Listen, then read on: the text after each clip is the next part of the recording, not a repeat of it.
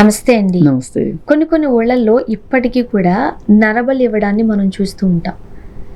ఎందుకు ఇస్తున్నారు అనే దానికి కీ పాయింట్ మాత్రం తాంత్రిక పూజలే. గుజరాత్లో జంతు బలి ఇవ్వాలట. ఆమెకు మరి దొరకలేదు, మరి ఏంటో తెలీదు. బయట ఆడుకుంటున్న పిల్లోడిని, 6 ఏళ్ల పిల్లోడిని పట్టుకెళ్ళిపోయి ఆమె బలిచ్చేసింది. చేసింది మహిళ. సాధారణంగా ఇలాంటివి చేసేవి మగవారు చేస్తూ ఉంటారు కదా, మహిళ చేసింది. ఏం చెప్తాము, మూఢనమ్మకాలు మనుషుల్ని ఇలా దిగజారుస్తున్నాయి. ఈ జనరేషన్ లో కూడా మీరు అనుకుంటున్నారు, మీరు హైదరాబాద్లో ఉండి భారతదేశం అంతా ఇలా ఉంటుందని అనుకోవద్దు. ప్రపంచంలో కూడా అన్ని దేశాల్లోనూ ఏదో ఒక మారుమూల పల్లెటూర్లలో ఈ రోజుకి మూఢనమ్మకాలు ఉన్నాయి. మూఢనమ్మకాలు కాకపోతే నమ్మకాలైనా ఉన్నాయి. ఈ నమ్మకాలేమో కొంచెము మోడర్న్గా అంటే ఒక మోతాదు తక్కువలో ఉంటాయి నమ్మకాలు. నమ్మకం అంటే ఏంటి? ఇప్పుడు వేప చెట్టుకి పూజ చేసామనుకో, వేప చెట్టు చుట్టూ తిరిగామనుకో పిల్లలు పుడతారు అనేది ఒక నమ్మకం. మూఢనమ్మకం ఏంటి?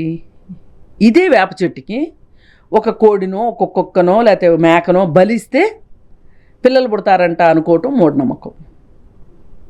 అంటే నువ్వు ప్రార్థించటం వేరు, ఇంకొక జీవిని బాధ పెట్టడం వేరు, హింసించటం వేరు. బలివ్వడం అంటే ఇన్ ద మీన్స్ హింసించటమే కదా. అసలు ఒకసారి ఎవరు నన్ను భోజనానికి పిలిచారు ఇట్లాగేదో అని. వెళ్ళినప్పుడు ఇలా కత్తిరించారు మేక మెడని లైట్గా. అలా బ్లడ్ కారుతా ఉంది. నేను మామూలుగానే నాన్ వెజిటేరియన్ తిన్నాను. అలా బ్లడ్ కారుతుంటే ఎంత హృదయం ద్రవించిపోయిందంటే, ఇప్పుడు ఆహారం కోసం వేటాడటం వేరు, మీ నమ్మకాల కోసం వేటాడటం వేరు. ఇప్పుడు ఎక్కడో జరుగుతుంది, స్లాటర్ హౌసెస్లో కట్ చేస్తారు, మనకి మాంసాలు వస్తాయి, ప్యాకేజీల్లో వస్తాయి, లేకపోతే షాపుల్లో అమ్ముతారు, అది వేరు. కానీ మనం ఇంకా ఒక బలి ఇచ్చే నమ్మకాల్లో బతుకుతున్నాము అంటే చాలా చాలా వెనకబడిపోయినట్టు, చాలా వెనకబడిపోయినట్టు. మనకి జంతు బలులు నిషేధము అనేది భారతదేశంలో ఎప్పుడో ఒక చట్టం ఉంది, కానీ చట్టాలన్నీ ఫాలో కారు. ఒక్కొక్కసారి పూజలు చేసుకునేటప్పుడు బలిస్తూ ఉంటారు. ఇప్పటికే చాలా మంది ఇప్పుడు పెద్దమ్మ తల్లి గుడి దగ్గర అదొక ఉత్సవం లాగా పండగలాగా చేస్తారు. అంటే కొన్ని దేవుళ్ళ దగ్గరే చేస్తారు, అది కొన్ని దేవుళ్ళ దగ్గర చేస్తారు. కానీ ఇక్కడ ఇప్పుడు ఈ గుజరాత్లో జరిగింది అనుకునే దాని దగ్గర ఏంటి అంటే, రోడ్డు పైన ఆడుకునే బిడ్డ, ఏ తల్లి కన్న బిడ్డో, 6 ఏళ్ళంట బాబు, అసలు నీ బిడ్డని చంపే హక్కే నీకు లేదు అన్నప్పుడు పరాయి బిడ్డని చంపే హక్కు నీకు ఎక్కడిచ్చారు అసలు? ఇది ఆమె మూర్ఖత్వానికి మూఢత్వానికి అర్థం పడుతుంది. అంటే ఆ ఏరియాలో ఆ సమాజం ఎలా ఉందో అర్థం చేసుకోండి. అక్కడక్కడ మానవ బలులు ఇస్తారు అని చెప్పి అనుకుంటాం, ఇప్పటికీ జరుగుతున్నాయని తెలుసు. పెద్ద పెద్ద కట్టడాలు కట్టేటప్పుడు అందులో ఒక మనిషిని బలిస్తారు అని చెప్పి వింటాం, కానీ ఎక్కడా ఓపెన్గా రావు. అయితే ఎవరో చెప్పుకుంటూ ఉంటారు, నిజమో అబద్ధమో తెలీదు. సరే, ఇక్కడ ఈ అమ్మాయి ఓపెన్గా రోడ్డు పైన ఆడుకుంటున్న పిల్లాన్ని తీసుకొని వెళ్ళి బలిచ్చింది అంటే, అమ్మో ఎంతటి క్రూరత్వం! నిజంగా మన ఇష్టాల కోసం, మన కోరికల కోసం దేవుణ్ణి కోరుకుంటూ ఇంకొకరి బిడ్డని బలివ్వటము అనేది చాలా దారుణం. కానీ నిజంగానే తాంత్రిక పూజలు అనేవి మహిళలు ఎక్కువగా చేస్తారా అండి? సాధారణంగా అబ్బాయిలు చేయడం మనం చూస్తూ ఉంటాం. లేదు, ఆడవాళ్ళు చేస్తారు, మగవాళ్ళు చేస్తారు. కొన్ని చోట్ల ఊళ్ళల్లో ఆడవాళ్ళు కూడా చేస్తారు. అది ఎక్కడ జరుగుతుంది అంటే, పేదరికం ఉన్న చోట. మీరు బాగా కరెక్ట్గా గమనించండి ఈసారి ఎక్కడన్నా మీకు అలాంటి కేసు వస్తే. పేదరికము, చదువు లేకపోవటము, చట్టాల గురించి తెలియకపోవటము, ఇవన్నీ ఉన్నవాళ్ళు చేస్తారు. ఇప్పుడు ఈ పేదరికంలో ఉన్నవాళ్ళు మాకేదో కావాలని కోరుకోవడం తప్పు కాదు, కానీ వాళ్ళు కావాలనుకుంటున్న దాన్ని మీకు ఇలా చేస్తే మీకు దక్కుతుంది అని చెప్పే మోసకారులు ఉంటారు చూసారా, వాళ్ళు వీళ్ళని ప్రేరేపించి వీళ్ళ పబ్బం గడుపుకోవటానికి చేస్తూ ఉంటారు. అందుకే వీళ్ళేవో మంత్రాలు చదువుతారు అంటారు. ఈ మంత్రాలు చదువుతారని వాళ్ళని ఏం చేస్తారు అంటే పళ్ళు ఊడగొడతారు, వాళ్ళకి చెప్పులు పెట్టి కొడతారు. ఏదైనా ఇట్లా హింసించేది కూడా చాలా చాలా చాలా తప్పు. రీసెంట్గా మనకి అఘోరి, లేడీ అఘోరి అని వచ్చారు కదా, అయితే అతను కూడా దాదాపు ఆ పుర్రెలు అవన్నీ కారులో పెట్టుకోవడము, ఒక భయానక వాతావరణాన్ని సృష్టించటము, అలాగే నేను ఇలా చేస్తాను అలా చేస్తాను, మీకు పూజలు చేస్తాను, మీకు డబ్బులు వస్తాయి అని చెప్పి చాలామంది దగ్గర డబ్బులు తీసుకోవటము. అతనికి తెలుసు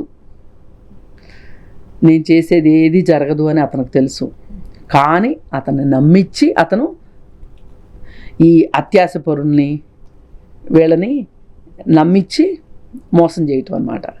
మొన్న నాసిక్ బాబా కూడా అదే కదా, నీ ఇంట్లో ఏవో ఇబ్బందులు ఉన్నాయి, నీ భర్తకి నీకు పొసగట్లేదు, నీ భర్త నీ చెప్పు చేతల్లో ఉండాలి అంటే ఈ పూజలు చేయాలి ఆ పూజలు చేయాలి, అట్లాగే కొంతమంది తాయెత్తులు కట్టుకుంటే, ఇలా రకరకాలు చెప్తారు. ఎక్కడైతే సైన్స్ ఫెయిల్ అవుతుందో, సైన్స్ ముందుకు రాదో ఈ ఆధునిక కాలంలో కూడా అక్కడల్లా ఈ మూఢత్వం ఉంటుంది. అందుకే మన దేశంలో ఉన్న పరిస్థితులను బట్టే సైంటిఫిక్ టెంపర్ని పెంచాలి ప్రజల్లో, ఈ మూఢనమ్మకాలకు వ్యతిరేకంగా అని చెప్పి మన రాజ్యాంగంలో రాసుకున్నాం మనం. అసలు సైంటిఫిక్ టెంపర్మెంట్ పెంచాలి అని చెప్పి, కానీ ఇన్ని సంవత్సరాల్లో ప్రభుత్వాలు చేసింది తక్కువ. ఎవరికి వాళ్ళు వ్యక్తిగతంగా మారాలనుకున్న వాళ్ళు మారారు. అలాగే కొన్ని హేతువాద సంఘాలు ఇట్లాంటి వాళ్ళు దీన్ని బాగా ప్రశ్నించారు. ఇప్పుడు ఇటువంటి పనులు చేసే వాళ్ళు కూడా సైకలాజికల్గా ఎక్కడో చాలా గట్టిగా ఇబ్బంది పడుతున్నట్టేనేమో అనిపిస్తుందండి. సాధారణంగా ఉన్న వాళ్ళు ఒక మనిషిని ఎట్లా చంపగలుగుతారు? కాదు, వాళ్ళకేవో చాలా అతీత శక్తులు ఉన్నాయి అని నమ్మకం వాళ్ళకి. ఇప్పుడు అతీత శక్తులు ఉన్నాయి అనే నమ్మకం ఒకటి, నమ్మకం లేకపోయినా ప్రజల్ని నమ్మించేలాగా చెప్పటం ఒకటి. ఇక్కడ ఇందులో 2 రకాలు ఉన్నారు. మోసగాళ్ళు ఏంటి అంటే వాళ్ళకి లేకపోయినా ఉన్నట్లు నమ్మించి పబ్బం గడుపుకుంటారు. ఈ ఉన్నాయి అనుకునే వాళ్ళు ఏం చేస్తారు అంటే అతీత శక్తులు ఉన్నాయి అని చెప్పి వాళ్ళ దగ్గరికి ఎవరన్నా వస్తే వాళ్ళకి చెప్తూ ఉంటారు. ఇప్పుడు కొంతమంది వాళ్ళేం డబ్బు సంపాదించుకోరు, కానీ అతీత శక్తులు వాళ్ళకు ఉన్నాయని నమ్మి వేరే వాళ్ళకి చెప్తుంటారు. వాళ్ళు ఏం చేస్తారు, వాటిని ప్రాక్టీస్లో పెడతారు వెళ్ళి. ఇప్పుడు ఈ నకిలీ బాబాలు వీళ్ళందరూ అదే కదా, టేబుల్ జ్యోతిష్యుడు. అదే మనం మాట్లాడుకున్న టేబుల్ జ్యోతిష్యుడు. లేకపోతే తేనె ఆ రేటుకి అమ్మడం ఏంటి, అమ్మేవాడు ఎట్లా అమ్ముతున్నాడు, కొనేవాడు ఎట్లా కొంటున్నారు. అందుకని ఏ రకంగా చూసినా మూఢనమ్మకాలు మనల్ని ముందుకు నడిపించవు. ఇప్పుడు ఆమె పైన ఆమెకి చాలా పెద్ద శిక్ష పడుతుంది. ఇప్పుడు ఇంత మీడియాలో వచ్చిందంటే ఈ పాటికి పోలీసులు అరెస్ట్ చేసే ఉంటారు కదా, అందుకని ఖచ్చితంగా ఆమెకు యావజ్జీవ శిక్ష పడుతుంది ఆవిడకి కూడా. కానీ ఏదేమైనా చిన్న పిల్లోడిని బలి తీసుకుంది. అసలు కాదు, ఆ పిల్లోడు చచ్చిపోయాడు కదా, ఆ చచ్చిపోయే టైంలో వాడికి ఏం జరుగుతుందో తెలియకముందే అంతా జరిగిపోయి ఉంటుంది. కానీ అతని తల్లిదండ్రులు